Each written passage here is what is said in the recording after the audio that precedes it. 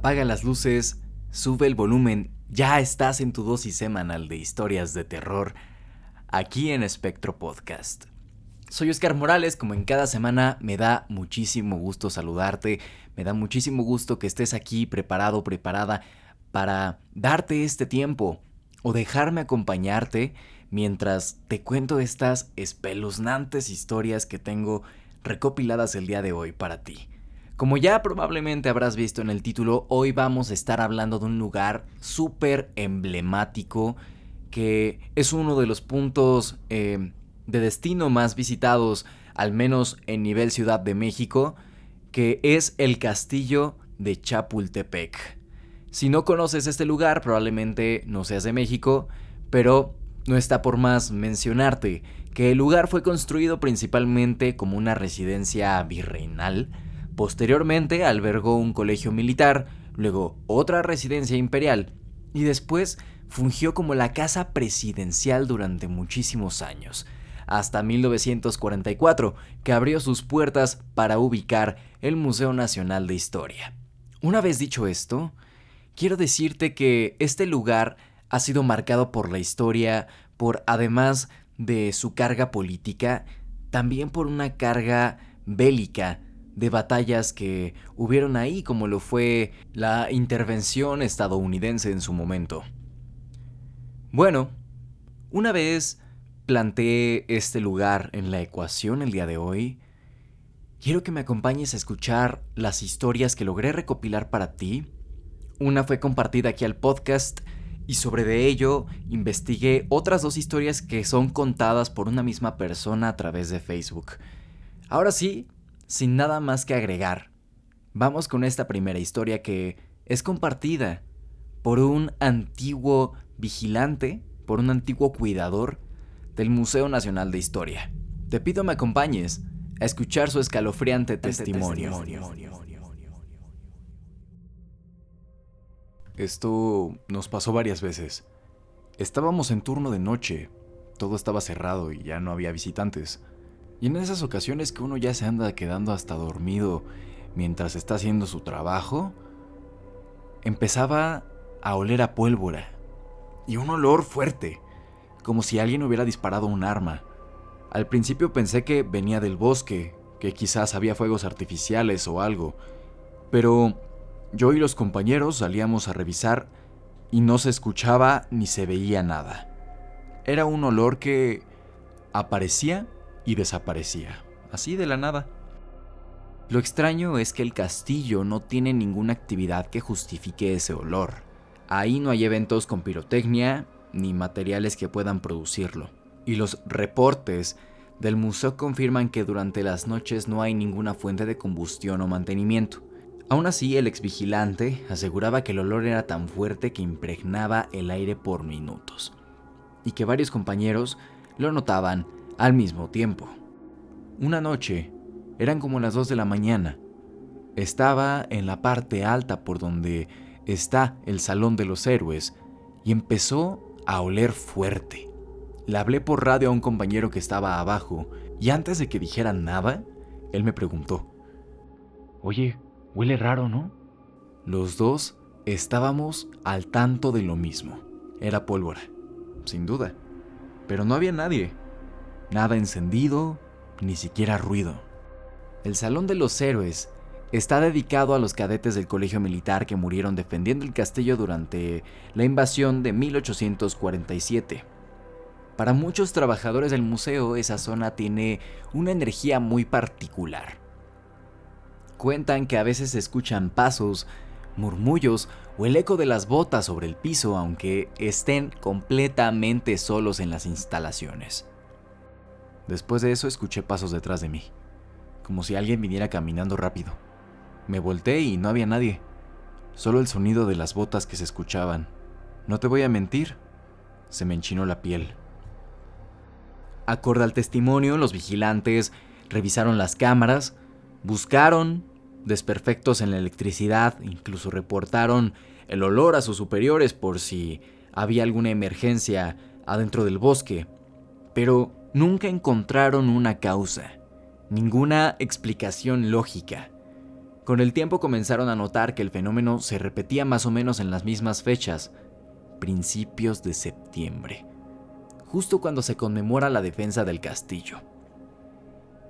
Yo no sé si tenga que ver, pero casi siempre pasaba en esas fechas, como si el lugar recordara lo que pasó, como si se reviviera ese momento. El exvigilante dice que incluso después de dejar el trabajo hay veces que pasa por el bosque de Chapultepec y puede percibir ese olor penetrante, la pólvora, ese aroma seco, metálico como a disparo. Y cada vez que lo percibe, siente que algo lo observa desde lo alto del cerro. Su testimonio está en Facebook, perdido entre miles de comentarios. No hay videos, no hay fotos, solo las palabras de esta persona. Pero si las lees con atención, te puedo asegurar que el comentario no está escrito con ninguna intención de buscar atención, ni fama, o algo por el estilo. Solo necesita contar lo que pasó. Dicen que el castillo de Chapultepec está lleno de historia, pero para algunos la historia no se fue, se quedó allí, flotando en el aire cada vez que vuelve a oler a pólvora. El mismo exvigilante que habló del olor a pólvora en el castillo de Chapultepec compartió otra experiencia. Una que, según dice, nunca logró olvidar. A diferencia de la primera, esta vez no fue un olor, sino que algo que escuchó. El testimonio lo escribió como respuesta a su propio comentario. Y aunque suena simple, la manera en que lo cuenta deja una sensación difícil de borrar. Te pido me acompañes a escuchar su testimonio. Esto me pasó al año de haber entrado a trabajar allí. Era turno de noche. Ya todos sabíamos que a veces se oían cosas raras, pero uno se acostumbra. Esa noche, más o menos a la 1 de la mañana, me tocó hacer recorrido por el pasillo principal, donde están las salas que dan al balcón. Todo estaba en orden, pero al llegar a una de las esquinas, escuché claramente cómo una puerta se cerró detrás de mí. No fue un golpe fuerte, más bien como si alguien la empujara despacio. Me asomé, revisé todo el pasillo y nada. Silencio total. Regresé a mi ruta, pero unos minutos después volvió a pasar. Esta vez se escuchó más clarito. Una puerta que se abría, luego otra que se cerraba, como si alguien estuviera caminando por dentro. Le hablé por radio a mi compañero, el mismo que también olía la pólvora a veces. Le dije, ¿andas arriba? Y me respondió que no, que él estaba afuera en la entrada. Entonces le conté lo de las puertas y me dijo que no escuchaba nada. Fue cuando empecé a oír algo más. Primero pensé que eran mis pasos rebotando en el piso, pero no. Eran cascos, como de caballo, caminando lento sobre piedra. Y luego el rechinido de madera, como si una carreta pesada pasara cerca muy despacio. ¿Una carreta? En pleno cerro, en una zona restringida a la 1 de la mañana. Me asomé por una de las ventanas que da hacia la explanada de afuera y no había nada. El patio estaba vacío, pero el ruido seguía. Las ruedas, los cascos y el golpeteo de los arneses. Me quedé mirando, esperando ver, aunque fuera una sombra, pero no apareció nada. Solo el sonido, que se fue alejando poco a poco hasta perderse. Me quedé quieto un rato. No me moví. El aire estaba bien frío y el viento hacía vibrar los cristales de las ventanas. No sé por qué, pero sentí que alguien me observaba desde un balcón superior. Alcé la linterna y justo en ese momento escuché pasos arriba de mí. No eran muchos, 3 o 4, pero pesados, lentos, como si alguien que lleva una armadura caminara. Subí las escaleras con cuidado, la verdad es que no me dio miedo. Cuando llegué al pasillo, el sonido se detuvo. Y para variar, no había nadie. Solo el eco de mis propios pasos y ese olor a madera vieja, a polvo y a humedad que parece quedarse pegado en el aire. Al volver al punto donde había empezado mi ronda, noté algo que antes no estaba. Una de las puertas antiguas del salón principal estaba entreabierta. Era una de esas que siempre se mantenían cerradas con llave. La empujé apenas con la punta del dedo, y al hacerlo sentí una corriente de aire frío salir de adentro, como si hubiera abierto un congelador industrial. Encendí la linterna y entré. El lugar estaba vacío, pero lo sorprendente fue que había como huellas marcadas en el suelo. Huellas circulares, del tamaño de herraduras. Eran frescas, brillaban con la humedad del mármol. Me quedé helado. Llamé otra vez a mi compañero por radio, pero esta vez no hubo respuesta. Solo un ruido estático como si alguien respirara del otro lado. Apago la linterna en ese momento. La verdad no sé por qué lo hice, pero en ese momento preferí quedarme a oscuras. Y allí, en el silencio, escuché la respiración otra vez, dentro de ese mismo cuarto. Vuelvo a encender la linterna y no veo a nadie. Solo las cortinas moviéndose un poco con el aire. Después de eso no me volvió a pasar igual, pero cada vez que escuchaba el viento moverse entre las puertas me daba la impresión de que no estaba solo, como si en otra época, en otro tiempo, alguien más estuviera haciendo lo mismo, caminando y vigilando el castillo. A veces pienso en ese sonido de ruedas, de cascos. Siento que el castillo guarda su propio tiempo, uno que se mezcla con el nuestro cuando cae la noche. Y tal vez cuando las puertas se abren solas no lo hacen por el viento, sino porque alguien más desde otro siglo también está cumpliendo su guardia. Esta historia me hizo recordar mucho a esta teoría de las dimensiones, de los tiempos, que plantea la existencia de un espacio similar, mas no igual al nuestro en el que nos encontramos, en donde están pasando otro tipo de cosas, otro tipo de eventos, otras personas, ya si nos ponemos más alocados en ese sentido, quizás variantes de nosotros, en otros tiempos, en otras dimensiones. Es algo fascinante de escuchar. Muchas gracias a la persona que compartió este testimonio a través de Facebook.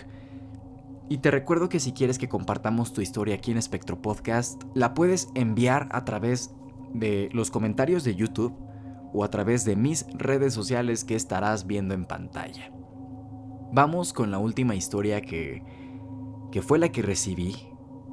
Esta viene de parte de una persona de nombre Karina Galvez, que nos narra una historia escalofriante y que a mí me movió mucho los recuerdos, porque de pequeño en estas excursiones escolares yo llegué a visitar el castillo de Chapultepec y la situación es bastante similar al testimonio que nos están presentando el día de hoy. Acompáñame a escuchar esta última historia. Tendría unos 8 o 9 años, escribe Karina, y mi papá había decidido llevarme al castillo porque en la escuela estábamos viendo la historia de los niños héroes. Era un día soleado, y recuerdo que desde que empezamos a subir la colina, sentía como si algo fuera a pasar. No miedo exactamente, pero sí una sensación de que ese lugar imponía algo, como si uno no pudiera hablar muy fuerte. No sé, como si estuvieras en una iglesia. Aquel día, el museo estaba lleno. Las familias caminaban entre las vitrinas y retratos antiguos. Los niños jugaban a adivinar cuál de los niños héroes se había aventado envuelto en la bandera. Y entre todo ese ruido y entre todo ese ruido de pasos y murmullos, Karina recuerda un pasillo distinto.